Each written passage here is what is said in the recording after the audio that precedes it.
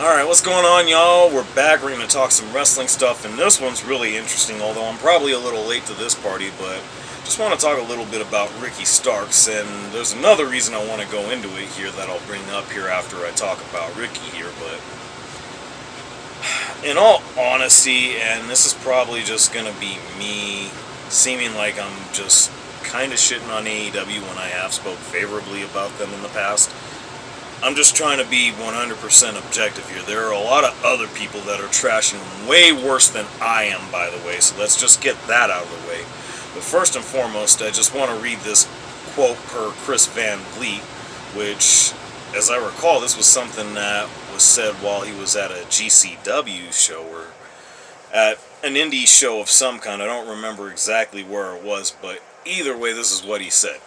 It's a mindfuck because I'm in my prime and it sucks when you're such a momentum, riding the wave, doing stuff, and then just be at home. Do I have speculations about why I'm not being used? Absolutely. It actually goes on to say a lot more than that, I think. That's, I think, the more abbreviated version of the quote because it really was a promo that he cut at one of these shows. And it's real funny because a lot of people have hearkened it to being similar to the Jack Perry situation. Difference is, a lot of people believe Ricky Starks to be WWE bound. That's no longer the case, apparently. And I'm not sure if he signed a deal or re-signed with a company and things have gone wrong since then. I don't know. It's just really, really confusing to see right now, but nonetheless, it's just really funny that it's even a thing, just for the fact that you've got a dude right now who, I talked yesterday about the title picture and the expectations that were set for it from Full Gear. There's no reason this man shouldn't be a part of that right now. In fact, if it weren't for Darby being as strong a candidate as he is, being as strong an AEW original as he is, I'd put Ricky Starks at the forefront of that as far as who I'd have dethroned Mox for the AEW World title. But I'm sure I'm not alone, and maybe that's just me, but I'd like to think I'm not alone in that area. It's just really, really funny because now we're at a point where we gotta wonder what's really going on with this. Is Tony Khan really gonna be serious about, a lot of the things he's been saying he's going to do, or what? I mean, it's just, there are an awful lot of question marks. I still enjoy AEW's products quite a bit, but these are questions that do have to be asked, and the reason they have to be asked, in part, has to do with a lot with this guy, Wardlow. Seeing here with Mila Moore, I'm not sure if they're dating or anything. I'm going to assume that they probably are. Chances are, I mean, you don't just make these kind of appearances with a random woman and that not be the case. I mean, they are pretty much arm in arm and everything in this picture here. But, again, yet another example of what I was just talking about. Why have we not seen Wardlow? We've got literally what's supposed to be the most complete version of the Undisputed Kingdom. Except for Wardlow. I mean, he was a part of that at one point, wasn't he? I mean, this is just the thing that I'm talking about with AEW that's really, really concerning. And these are draws that could give them a much aforementioned needed momentum boost that, quite frankly, I just don't know how things are going to get much better without them. There were reports that just went around that the plans that they had for the stadium show out in Australia, I believe Melbourne or... I'm trying to think of where it was that the WWE had. I think it was Elimination Chamber last year. But it was something along those lines. I mean, it's just really, really incredibly wild to me that this is a thing. And I shouldn't say last year, it was earlier this year because, of course, Rhea Ripley was the main event as the Women's World Champion. But in all seriousness, though, that shit had been canceled because they weren't getting enough ticket sales. And I wonder why. I wonder why. They've done so many things to shoot themselves in the foot, and it's like, at what point do we just actually get to figuring it out? And the funny thing is, they're actually generating some good momentum as it is, but it could be a lot better.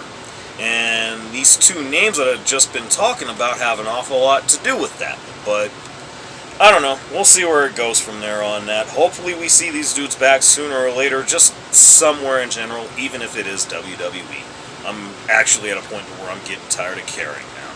But either way, we're going to get right into a much happier subject, and that's the last night's revealing of the Women's Intercontinental Championship. Of course, we've got the Women's U.S. tournament going on, U.S. title tournament going on SmackDown right now. And of course, we're going to have the same thing going on with Raw starting next week.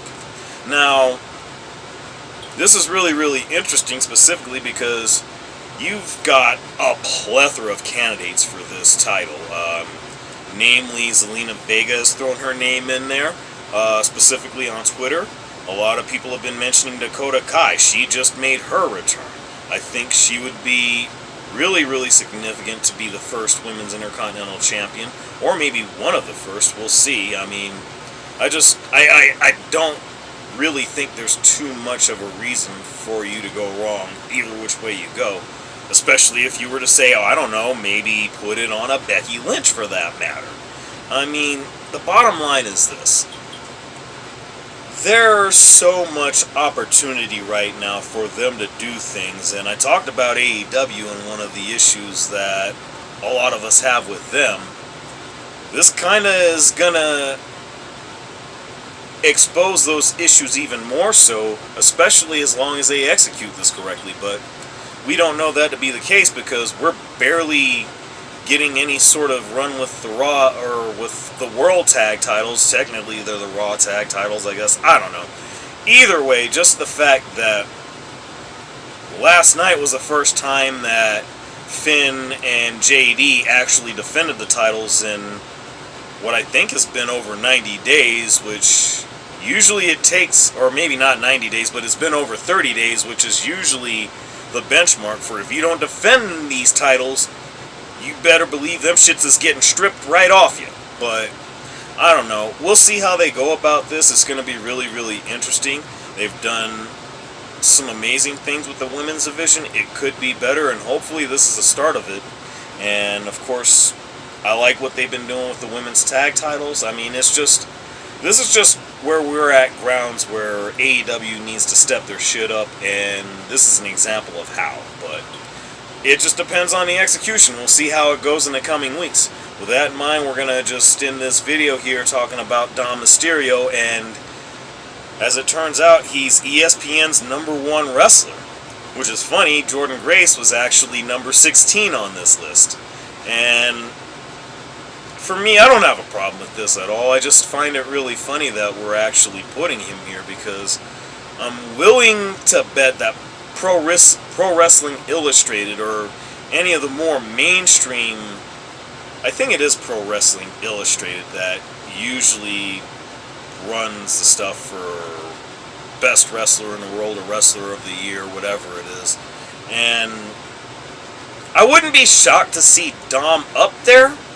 I don't know necessarily that he will be, but in that same vein, he's deserving everything that he gets from here moving forward because just the work that he's done over the last few years, especially after turning on Rey Mysterio and Edge to join the Judgment Day, it's just blown up for him in ways that I don't think we'd have ever imagined before. And I gotta believe that we've gotta be on the verge of the face turn here because just some of the stuff we've been seeing with the aforementioned Finn Balor and the way he's acted as the new leader of Judgment Day, I don't know. I feel like we're going to have a Dominic face turn soon, probably by WrestleMania. We'll find out, but definitely looking forward to what we see out of him. He's going to prove to be the second generation star, or I guess third generation, I'm not real sure. Yeah, because there was a Rey Mysterio. Rey Mysterio is technically Rey Mysterio Jr., but ever since being bought out by WWE, from WCW, he's been Rey Mysterio. But anyway, that's neither here nor there. Y'all know what it is. Let me know what y'all think down below. Like, share, subscribe, and I'm out.